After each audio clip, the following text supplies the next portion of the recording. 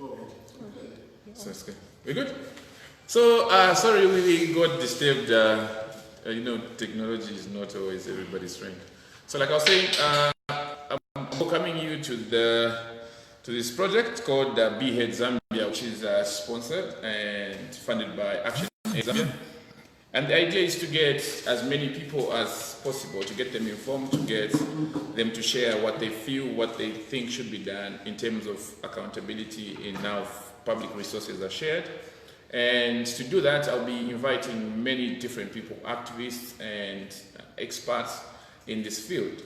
So if you're watching us, feel free to share and feel free to comment, feel free to tell us where you are watching us from. And if you've got an opinion, if you've got a view, be free to drop us a comment so then we'll be able to go through and see what we can learn from you as well. So today I have Mr. Lewis Mwape. Mr. Lewis Mwape is a development activist and he's had his time in the civil service, civil society and as a director, and he's worked in various fields. I'm sure he should be able to tell us more. And yeah, so this is the first of the 10 programs that we'll be doing on this platform and on my Twitter and Instagram. And yeah, so let's give Mr. Lewis Mwape some time and let's listen to what he's got to say today. Thank you.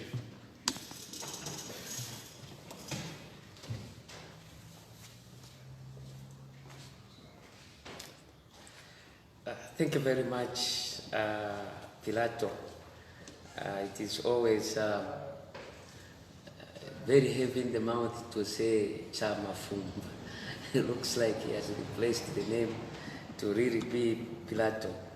I'm taking you through a very simple topic that is related to accountability and the importance of public participation, citizen participation in the public affairs.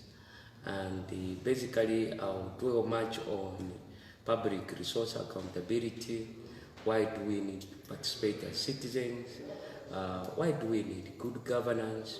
So for today, being the introduction, I'll first begin to locate public resource accountability into good governance.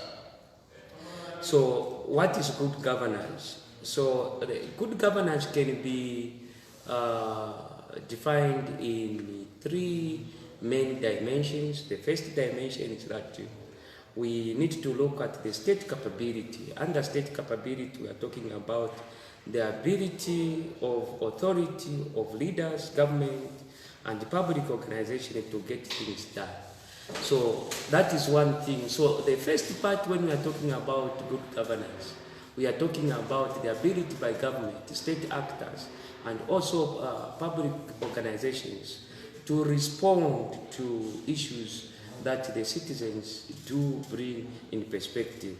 Then we have the issue of accountability. I know that accountability is a very big term and it has so many descriptions. And so we look at the accountability as the ability of citizens to hold leaders, governments, and the public organizations to account. And when we talk about public organizations, we are also talking about public sector, private sector, public sector, private sector, even individual leaders in the civil society organizations are supposed to be held accountable. So this is also a very, very important aspect when we talk about accountability. We are talking about every aspect of leadership needs to account to the constituents that they represent. So if you are a church, you need to be held accountable by the church members. If you are a bishop in the church, you need to be accountable by the pastors and all other priests, those that you oversee. So that is a very important part. So the other one now is responsiveness. Under responsiveness, we look at how leaders, governments, and public organizations actually behave in responding to the needs and the rights of citizens. How do we as leaders, respond to the needs of our citizens, the citizens. Like I indicated, you need to look at what is it that are the needs of the people, that are the needs of your constituency, and how do you respond as a leader. So responsiveness is a very, very important pillar of good governance. So if we talk about good governance, it means that we can also talk about bad governance. So the opposite of what I've talked about is what can be described as bad governance. So if you are living in a country, in a republic where state capability, the ability and authority of leaders, governments, and public organizations do not do anything for you, it means that we are talking about bad governance. If you are living in a republic where leaders are not responsive to the needs of the people, that is bad governance. So that is how, in essence, you can define and understand whether you have leaders.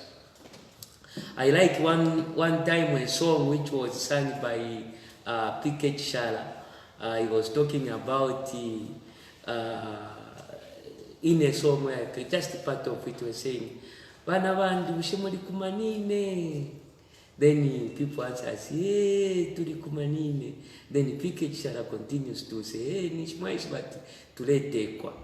So what P.K. Shala was talking about was essentially responsiveness, where a leader doesn't just want to go alone, because there are leaders that go along without taking along with their constituencies. So P.K. Shala was saying that means that you don't have a leader. So in leadership, it is important to ask whether people are there. Are they there or they are not there? So that is very, very important. So then we need now to locate public participation, citizen participation within their understanding of public resource accountability. I think first we must understand to say, when we talk about public resources, what is it that we mean? What do we mean when we say public resources? Public resources are resources that are supposed to be used not by private individuals, but by public, the citizens, the general citizens. I think that is a very important thing to understand. Public resources are resources that are supposed to be utilized by the public and not private citizens. So what we have seen when we talk about public resource accountability, we see a situation where resources, public resources, are being converted into private resources, where resources are able to construct miracle houses, resources are able to construct mansions, the public resources for individuals. And we see that all this is taking place without citizens holding their leaders accountable. And I think for me, this is where we need leadership. And this is where we need ministers. This is where we need our president. This is where we need our parliamentarians. This is where we need our councillors. This is where we need you, the citizens, to ensure that the public resources that we have cannot be diverted to complete private projects. So how can this be? This can only be controlled and be addressed if we run a country that has laws. So far we have a constitution. We have Public Finance Management Act that also guides how the public resources are supposed to be managed. But maybe we also need to look at what is the role of state institution in management of public resources. The state institutions, first of all, needs not to be politicized. They need to act in the trust of the people. They need to work for the benefit of citizens. But when you have a nation which is polarized, which is politicized, what will happen is that there will be no cut line between a political party in power and the state institutions. You will find that state institutions and the civil servants begin to become an annex of a political party. And once you have this done, it means that it becomes very difficult as a country to develop, because we see a situation where the difference between what needs to be public becomes partisan, becomes for a political party, becomes for abused. For example, in today's world, like in Zambia, you will find that many councils are having challenges in raising local resources, local levies or revenues for the benefit of the people of a particular local authority. Because what we see is that, for example, markets are being managed by the political cadres. We see a situation where we see bus stations and all these other places which are public in nature are being managed by political cadres. The question you say is, where is the money going? What are they doing with the money that they are collecting from our public assets? So this is where now we, the people, are the people that needs to come out and even refuse to pay to people that do not have a public authority. Public authority, I mean, is a person that has been maybe appointed by the council to collect levies, tax collectors, or coming from ZRA. So citizens are to blame when we reach a point where we don't begin to review and begin to act responsibly for our own country. So I think that is one issue that we need to address. So why is it that citizen participation is important in public resource management? First of all, we must understand that citizen participation is a critical and provided for in the Constitution. If you look at the responsibilities and duties of a citizen, is that a citizen, first of all, needs to obey the Constitution. Citizen needs to be patriotic to his country. A citizen needs to be ensure that he holds the leaders accountable. These are our duties.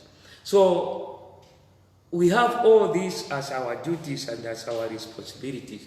So the role of citizens in the public resource management is to foster accountability. How do we do that? So we foster accountability, we also foster transparency. So transparency is an operational of an environment that is created in which your leaders are able to account to the citizens, and the citizens are also this mutual accountability, where we see the two actors, the leaders, the civil servants, and the citizens are able to mutually account to one another. So when it comes to paying of taxes, the public has a responsibility to ensure that we contribute to our national treasury. And when we contribute to our national treasury, it must not end just at paying tax. We must also ask questions to say, where is our money? And I think that is where we have challenges when we ask questions to say, where is our money? Many people who have been asking those questions are usually considered to be political, but they are merely playing a role of being a good citizen. Where is our money? I've paid the tax. Where is our money? Then maybe we need to also to understand, to say, who pays the tax? Because I have seen that many times there are certain people that think that they do not contribute to the national treasury. But the question you must ask is, do you buy anything? Because if you are able to go in a shop and buy an egg, it means that you are going to contribute 16% of VAT. And that money goes into national treasury. Do you do anything that can contribute to what? The answer is yes. There is no poor person in this country that does not contribute to the national treasury.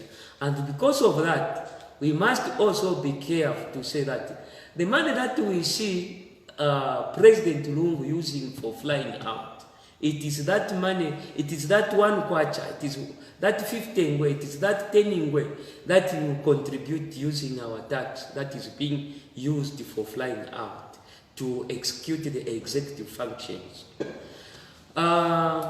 Do we contribute to parliament operations? The answer is yes. For every government organ to operate, it means that you, the citizens, have contributed. So you are at a good point where you need to ask questions as where is our money? And then how do we appropriate the monies? We need to look at our procedures and systems. One of the systems in which we appropriate our money, in which we allocate our resources is by using our national budget. Now, where is our money is a question of how are you spending our money. But I think also we need also to get consent on how is our money being allocated. Because for me, I see a situation where the resource allocation side is where those who are determined to abuse our resources, they are using the budget to legally allocate resources to areas which are not very, very necessary to the needs of our people. And that's, I think, the role that our parliament was supposed to have been playing. But we don't see this because our parliament mostly is bordered on political lines. Their voting is bordered on political lines. I remember one time when we were conversing with one of the ministers, then he was in opposition, Honorable Given Rubinda. I can mention this. I think he was telling a story where he was during MMD time, he was telling a story where he advised an MMD member of parliament from Luapula province, and he asked to say, have you seen my colleague that Luapula province has not been allocated much resources for boreholes and other resources that can contribute to the people. But because then the gentleman, that MP was in the ruling party, when it came to debate, Given Rubinda stood and debated to protect the people of Luapula province, that the budget was very low and that it requires to be adjusted, and that then the one that stood up was an MP from Mansa and Luapula province, let me not be specific, and defended to say that this budget by MMD government is such a wonderful government and the people of Luapula are very happy. I submit that it passes like this. So the time to implement the budget came, and it was found that Luapula province in particular required a number of boreholes that needed to be drilled. And it was found that the boreholes were only 17 that were allocated in the budget. And those were supposed to be redistributed among the many districts that are in Luapula province. So the role of parliamentarian, what I'm emphasizing is that the partisan debate of our budget has stolen the opportunity to ensure that the resource allocation is done appropriately and effectively to ensure that all citizens, all resources are distributed equitably. But in the absence of citizen participation, we will see that this trend will continue. I'm one of those people that say that if we are not well represented, we, the citizens of this country, must begin to represent ourselves. I know that we have a representative type of system. But I think by ensuring that we demand for accountability from the president, we demand for accountability from the ministers, we demand for accountability from all the elected officials, it will mean that we are playing our very vital role which is required in the public resource management. So now on the expenditure side. Expenditure side is also a very, very important aspect that needs to be, that we the citizens needs to ask various questions. And the questions that we need to ask are the questions of where is our money? I think I must emphasize that when we the citizens ask these questions, I think this is a genuine question that we must ask. And also we need to follow the money. So we have institutions such as the Financial Intelligence Center, we have the Auditor General's office that helps us to oversee, provide an oversight of our resources. And we have noted over time that so much of our monies have been taken and converted into private pockets. And this should be our concern. That money which is supposed to build a school in Chirubi has been taken to one of the ministries. That money that was supposed to be constructing a health facility in Choma, in Pososhi, in Luwingu, in Porokoso, in Kaputa, and all our districts in Western Province have been taken by individuals that have been entrusted to ensure that they are stewards, they are able to function properly and put to good use the public resources that are not supposed to be personalized. But these are converted into personal resources. So in that respect, we need to ensure that our people everywhere, wherever they are, they must ensure that they hold the councillors, they hold MPs, they hold the ministers, they hold our president accountable. And I think it is also the responsibility of the head of state to ensure that all these suspicions that are being reported in the FIG report, that are being reported in the Auditor General's report, ensure that they are followed through and those that are responsible hold to account. But it has to become from the citizens. The bottom-up demand, grassroots demand is what we need. And this platform that is being created by Pilato to interact with the people, I think it is a very, very important platform that needs to be encouraged. And if all of us citizens can do such things in our own respective opportunities, that will contribute so immensely to ending our many sufferings that we are doing. I think also I look at influencing decision making. I think I'm looking at when influencing the decision making, I'm looking at what are the most important and development issues that government needs to prioritize.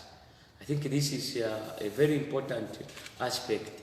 If you look at our country and the poverty levels in this country, the rural divide and inequality levels in this country is that we are, if you look at our Gini coefficient ratios, we are very high. We are ranging from 0.15 to 0.168, all those, which means that there is high inequality levels in this country. The income inequalities, the gender inequalities, even in terms of service delivery, there is a high inequality level. So if you look at the high poverty levels, I think we need to ask, for example, if you look at decision influencing. For example, when the president had an opportunity to create ministries, who did he consult? So for example, if it is an ordinary person, you ask a question to say, which ministry would you create? Would you create a ministry that is responsible for religious or rural development? And where is the place of social protection? I think it will be very, very important. When we create and we create a religious department, what we are saying is that we need to create a very religious group, very religious poor people. The poor people that are so religious, poor people that claim to trust that claim to trust in the might beings. But yet we don't even ask the question to say, do these people even have, do they trust even in the things that they do? Which one would have been important to create, for example, a ministry that looks at the rural development and host the issue of social protection? Today, you and me are aware that the global hunger index has been released, and we are sure that Zambia is the 5th hungriest country in the world. And I haven't seen many of our people beginning to talk about this. And the reason is why. We are the 5th. On top there, you are seeing countries like Afghanistan, you are seeing countries like Zimbabwe. So if you look at the drivers, you see that many of these countries are on the top 10, those countries that have gone to war. And it is surprising that maybe you find that DRC is actually better than us when it comes to global hunger index. So the question of now, priority setting in terms of developing our social protection systems that cover the poor people. In the rural areas, we know that our statistics, poverty statistics are about 70 to 80, close to 90%. So meaning that the majority in the rural areas are poor. And also we have urban poor. We have also people that are still struggling even just to have the meat. So if citizens do participate in the public resource management, it is possible that we can avoid and direct our resources to areas where it is required, and we can contribute to poverty reduction in this country. Once that is done, then our country will be a country where the inequalities will have been reduced, and all of us will be happy to live regardless of your political or religious affiliation. Thank you very much for listening to this presentation. Okay, that was very interesting. That was very interesting. So before I let you go, probably I would like you to give an idea of what the public should do to obviously be part of the governance system of their country. What is it that they must do starting today? Maybe do you have any call to action? What is it that you expect the people to start doing today, that in their attempts to be part of the governance system? If you are telling people to say the ministers, the government operations, the president are surviving on your money, what is it that the people must do to make sure that this money is properly accounted for? Well, I think the most important, like I've indicated, is that there is need to be high level creating a conscious mind to ask questions on where is our money going? Why are we engaging in what we are engaging in? It's important for people to appreciate that they must always question the government decisions that is being made, because the decisions that the president, the cabinet and the parliament makes, they are supposed to be made in the interest of the public. So if they are making, but we are seeing that situation where parliament and other state institutions have changed the way the decisions are being made. There is more to protect the leaders than to protect the citizens. And because of that, I think it is important that the citizens must also begin to be forceful in demanding for what belongs to them. Because already we are seeing that those that have positions of influence and power, they are now going back to enact laws that protect them. If you steal, there must be a law that should not punish you.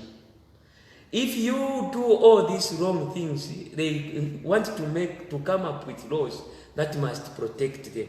So we must also be interested in ensuring that laws do not just protect those that make them. They must also protect those, the public itself, the ordinary Zambian. And also to the leaders, I think it is also important to mention that power does not exist in perpetuity. Time comes when power goes. And so the law that you must make must be a law that protects you tomorrow when you do not have that power, when you are an ordinary person. So if I were a president, I would have worked very hard to ensure that ordinary people are protected, because once I'm out there, I'll need that protection by a law. What's maybe the last one, so that I let you go. What would you say as a connection? How would you describe the connection between how public resources are used and how the poorest of our people live? What's the connection in how these decisions are made financially in the country and how the lowest of our people live? We must understand that public resources are supposed to uplift the living standards of every Zambian, including those that are in leadership. But what we have seen is that a biggest share, if you go into the Auditor General's report, even if you just look at the living standards of our leaders today, you can tell that people come from rags to riches within a short period of time. And it shouldn't be like that. First of all, our focus must be that we invest in the public, we invest in the people. When people become rich, then we must grow together, become rich together, rather than just abrupt divide created. Yesterday you were a poor councillor, tomorrow you are a very rich person. You know, in this country we have some declaration, people that declared an assets of about 2 million, and just 2 million, and just after 2 or 3 years, they came to declare somewhere around 23 billion. So it also shows the rate at which those that are in leadership become richer and richer and richer, while we take it, it's like you are taking fat from from the cow and you bring it to yourself, or from the pig.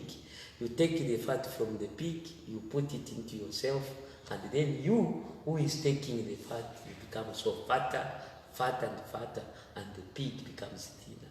So a pig represents the ordinary citizen who contributes that tax, that when that tax is collected, the person that you have asked to appropriate it, to come back to you, takes it all and never returns to the people. And that is how we have created inequality. That is how we have created poverty among our people. So a call to action is that leaders must be accountable. Citizens must begin to demand for accountability from their leaders. Thank you very much, Mr. Lewis, and obviously to the viewers, thank you very much for tuning in. And today is 23rd of October, and we're going to do another broadcast tomorrow at the same time, 15:30, and I'll have another colleague and friends to take us through. So from what Mr. Lewis has said, two things are important. One is, us as a people, we have the obligation to pay taxes.